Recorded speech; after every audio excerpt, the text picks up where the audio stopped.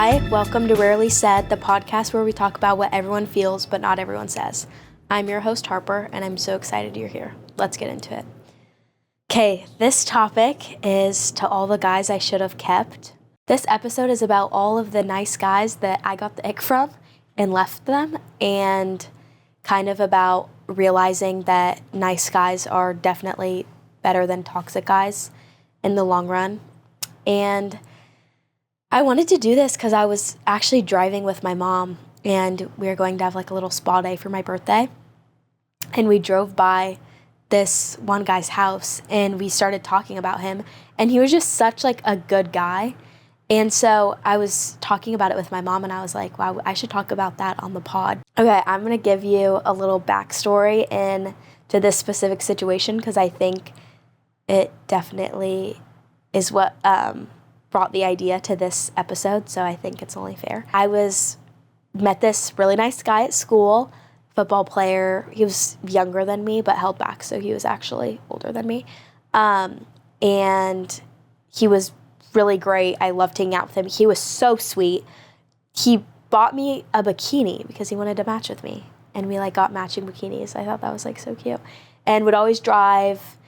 Anyways, I made a very poor choice like a month into it, and we went to a concert, and I got a little bit hammered and ended up throwing up on him, and the ambulance came, or not the ambulance, but paramedics, I guess, and I got pulled into like the medical room, and long story short, he had to face my dad and bring me home completely wasted, and it kind of, after that, I was so embarrassed and like grossed out by myself. I had to like end it with him, but he was a very great guy. Anyways, also saw he has a girlfriend, so that's really great. Hope they're doing great.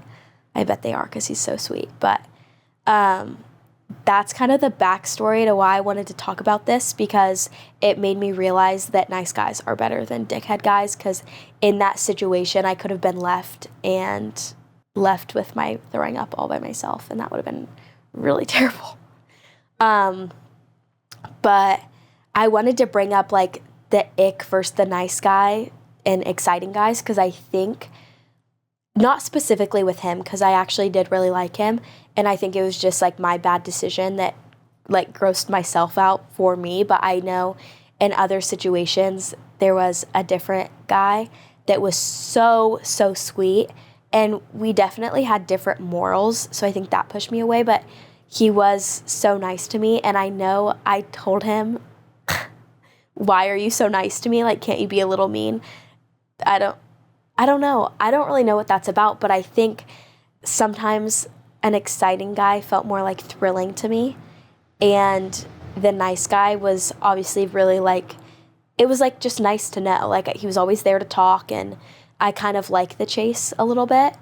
And so I think the guy that was like not like giving me mixed signals, I was like into that for some reason. But thinking about it, and obviously I've matured a lot throughout, that was last summer. So like I've matured a lot, and I think realized what I've wanted in a guy as I got older, and that would be like a nice guy that cares and stuff like that. And I also think, knowing me, if I really like the guy and he is really nice, that's going to be, like, I'm going to like him, if that makes sense. Like, I'm not going to, like, hopefully get icked out. That's what I think about, like, exciting guys versus getting the ick, and the nice guy versus getting the ick. I think realize that the nice guy is going to be better in the long run, and not only that, it's going to teach you what you want in the future. Like, you're not going to want to get married to a total toxic guy. You're going to want to get married to a nice guy. And I know they're like, in high school it's fine, which, okay, like, you have your one toxic guy in high school, like we all did. I've had definitely a couple. But then realizing, okay, maybe there's a nicer guy out here, and remembering that there's so many fish in the sea. You don't have to like get totally attached onto one toxic guy and not wanting a nice guy. Unfortunately, I get the ick a lot. There's like, yeah, it's actually really sad. I get the ick a lot, and I don't know if that's like a fear of like not wanting to like get too attached to a guy, so I just like get icks. But like, I have gotten the ick from the way guys walk, the way guys talk, the way guys literally like live life, like the way they breathe. I'm like, what are you doing? Or like the clothes they wear, like the shoes. Like, why are you wearing ugly shoes? Hey dudes. Why are you wearing hey dudes? Those are the ugliest shoe. Sorry. Ugh. Anyways, that was like a really big ick for me. Bad breath. No. Smelling bad, obviously, that's a total ick. Like, making like weird comments or like jokes about like other people and like stuff like that definitely gave me the ick a lot. Not anymore, but like I used to get a really bad ick from nice guys, but now I think it's adorable. So I love when guys are nice.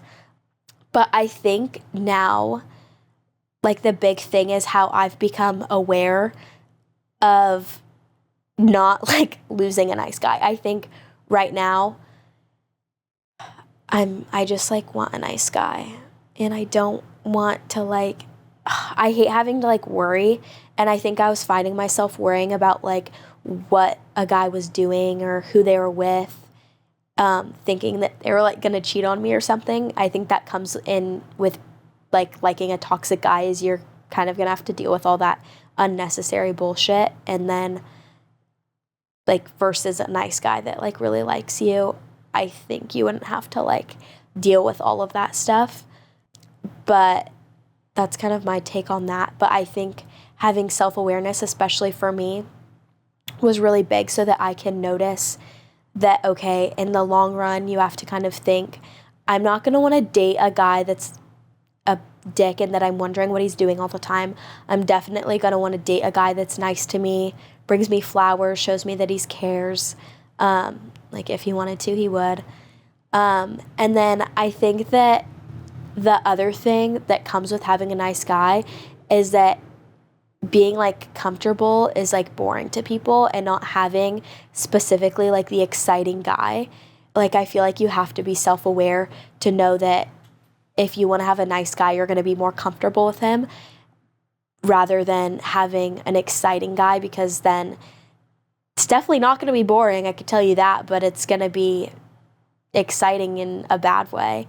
I know this is going to be a shorter episode, but I wanted to kind of touch on all the guys I should have kept. So if you're a guy that was nice to me and that I should have kept and not been mean to, thanks. I see you now. I think you're nice, and keep being you and being nice to other girls.